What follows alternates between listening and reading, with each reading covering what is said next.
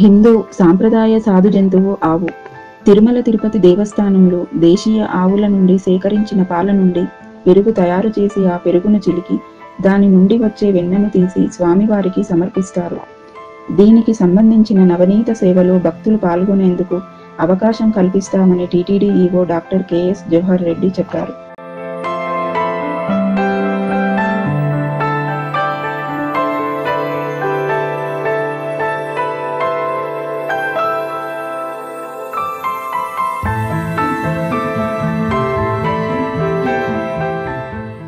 తిరుమలలో పర్యావరణ పరిరక్షణకు ఇప్పటికే అనేక చర్యలు తీసుకున్నామన్నారు.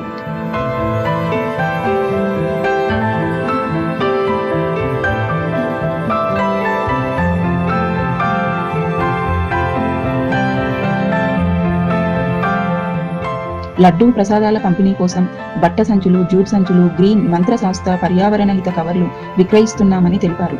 డిఆర్డీఓ సంస్థ సాంకేతిక పరిజ్ఞానంతో మొక్కజొన్న వ్యర్థాలతో తయారు చేసిన పర్యావరణ హిత సంచులు విక్రయాలు ప్రారంభించామని టీటీడీ ఈవో తెలిపారు.